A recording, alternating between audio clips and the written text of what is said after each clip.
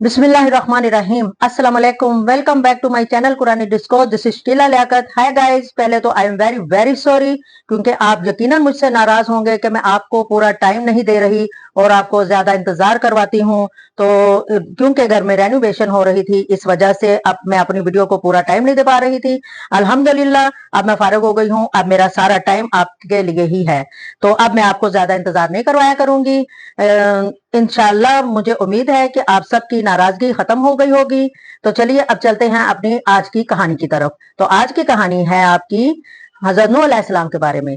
हजरत नूह अलैहिस्सलाम की कौम ने अल्लाह की नाफरमानी की थी, जिसकी वजह से इस पर तूफान की शक्ल में अल्लाह ताला का अजाब नाज़िल हुआ था।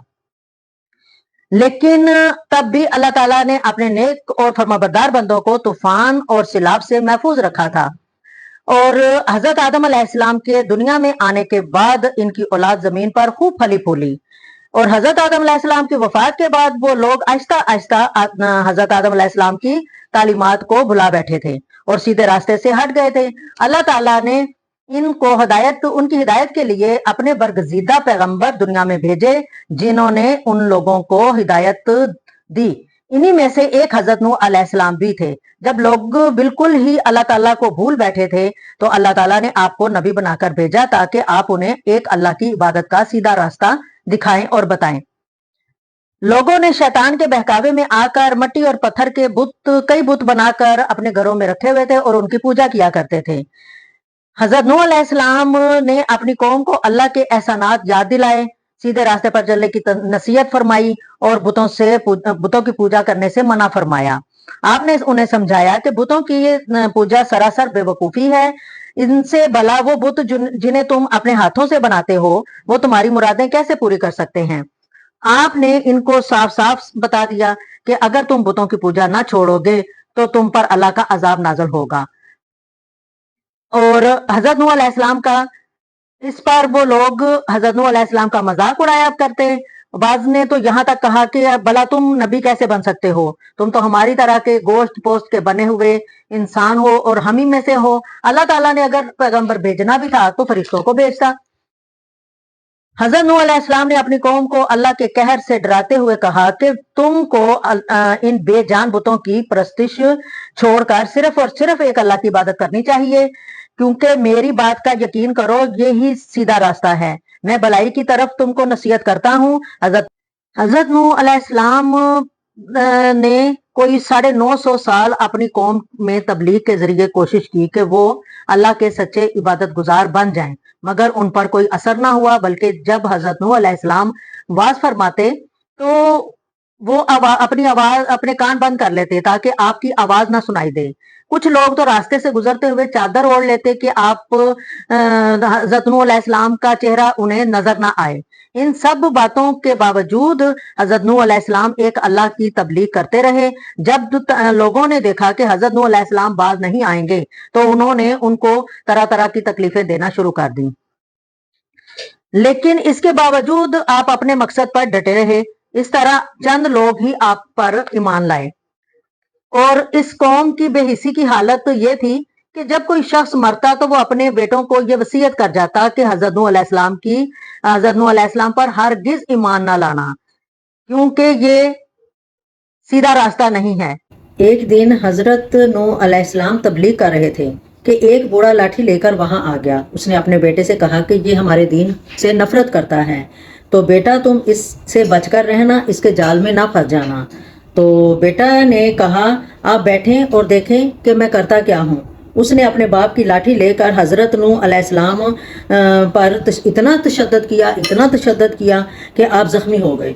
जब शरपसंदों की शरारतें हद से बढ़ गईं तो हजरत नूह अलैहिस्सलाम ने अपने रब को पुकारा कि ऐ मेरे अल्लाह, मैं इन लोगों से तंग आ गया हूँ, अब आप ही इससे बदला लें।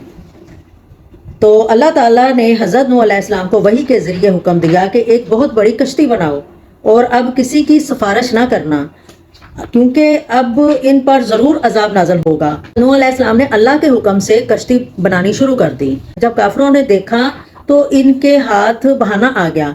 वो आते जाते आप पर आवाजें कसने लगे और हजरत नूह अलैहिस्सलाम का मजाक उड़ाने लगे اور مذاق میں یہ بھی کہا کہ حضرت نوح علیہ السلام پہلے تو کھیتی باڑی کرتے تھے اور اب زمین پر کشتی چلائیں گے۔ حضرت نوح علیہ السلام خاموشی سے اللہ کا حکم بجا لاتے رہے اور ان سے کہتے کہ اب بھی وقت ہے، بتوں کی پوجا چھوڑ دو اور ایک اللہ کی عبادت کرو، تاکہ جب اللہ کا عذاب تم پر نازل ہوگا تو تم سب لوگ ہلاک ہو جاؤ گے۔ وہ ظالم لوگ پوری طرح شیطان کے غلام بن چکے تھے اور جواب میں کہتے کہ اے نوح، یہ اونچے اونچے پہاڑ کس لیے ہیں؟ آخر کس کام آئیں گے یہ؟ جس دن ایسا کوئی وقت آئے گا، سیلاب آیا یا طوفان آیا یا اللہ کا عذاب آیا، تو ہم ان پہاڑوں پر جا کر چڑھ جائیں گے۔ یہ کہہ کر وہ شیطانی کہے لگانے لگے۔ یہ اس لیے کرتے کہ نوح علیہ السلام کشتی نہ بنائیں، لیکن حضرت نوح علیہ السلام اپنے ارادے کے پکے تھے۔ وہ بلاخر کشتی تیار ہو گئی تو اللہ تعالیٰ نے آپ کو حکم دیا کہ اپنے اہل خانہ اور ان لوگوں کو کشتی میں سوار کر لو جو اللہ پر ایمان لائے ہیں۔ تو نوح علیہ السلام نے ایسا ہی کیا، اناج وغیرہ بھی ذخیرہ کر لیا۔ کشتی بہت بڑی تھی، اس کی 3 منزلیں تھیں۔ پہلی منزل پر درندوں اور جانوروں کو رکھا گیا، دوسری منزل پر حضرت نوح علیہ السلام اور اہل ایمان تھے، اور تیسری منزل پر پرندوں کو رکھا گیا تھا۔ آپ نے اپنے بیٹے کو بھی آواز دی کہ کشتی میں آ جاؤ ورنہ طوفان میں غرق ہو جاؤ گے، لیکن اس نے آپ کی ایک نہ سنی۔ آپ کا وہ بیٹا بہت گستاخ اور نافرمان تھا۔ اس نے نہایت بدتمیزی سے کہا کہ میں سب سے اونچے پہاڑ پر چڑھ جاؤں گا، مجھے آپ کی کشتی میں پناہ نہیں لینی۔ اس موقع پر اللہ تعالیٰ کی وحی نازل ہوئی کہ وہ کافروں کی جماعت میں شامل ہو چکا ہے، وہ تمہارے گھر والوں میں شامل نہیں ہے، اس کو چھوڑ دو۔ تو چنانچہ حضرت نوح علیہ السلام نے اسے چھوڑ دیا اور تمام اہل ایمان کو اور جانوروں پرندوں کو اندر داخل کر کے کشتی کے دروازے مضبوطی سے بند کر دیے۔ اب اللہ کا عذاب شروع ہوا۔ سب سے پہلے حضرت نوح علیہ السلام کے گھر میں جو تندور تھا اس میں سے پانی نکلنا شروع ہو گیا، پانی ابلنا شروع ہو گیا، اور پھر آہستہ آہستہ موسلادھار بارش شروع ہو گئی۔ زمین پر پانی بڑھنے لگا اور زمین سے چشمے پھوٹ پڑے۔ اس طرح کر کے زمین پہ سارا پانی ہو گیا۔ حضرت نوح علیہ السلام کی کشتی بھی پانی میں تیرنے لگی۔ پانی بڑھا تو حضرت نوح علیہ السلام نے دیکھا کہ ان کا بیٹا پانی میں ڈوبنے لگا ہے، تو انہوں نے پھر اسے آواز دی کہ تم ابھی وقت ہے، ابھی کشتی میں آ جاؤ تاکہ خدا کے عذاب سے بچ سکو۔ مگر اس نے جواب دیا کہ تم جاؤ، میں کسی پہاڑ کی چوٹی پر چڑھ جاؤں گا اور اپنی جان بچا لوں گا۔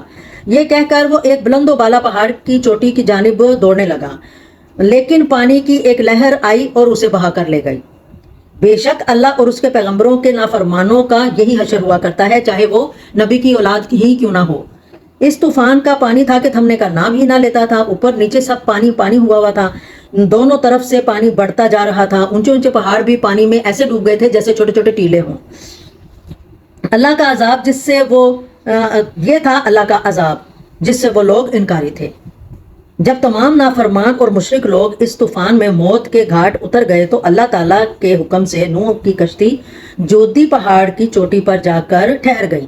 اب اللہ کے حکم سے سیلاب تھم گیا اور زمین نے سارا پانی اپنے اندر جذب کر لیا۔